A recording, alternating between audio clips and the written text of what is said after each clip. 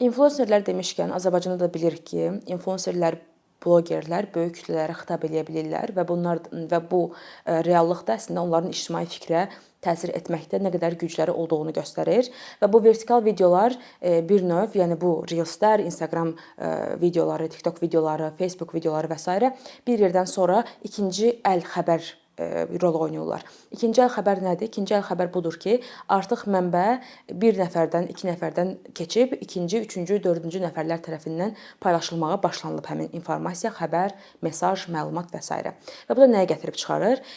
Əgər media qurumu obyektiv şəkildə, balanslı şəkildə bu xəbəri, informasiyanı paylaşırsa və bir influencer onu götürüb emosiyaları ilə, qeyri-obyektiv, tək yalnız öz perspektivindən bölüşürsə, artıq bu ikinci əl xəbərdir. Çünki insanlara real, dəqiq informasiya yox, birbaşa həmin influencerin, blogerin, o ictimai fiqurun fikirləri, emosiyaları və onun şəxsi düşüncələri təsir etməyə başlayır.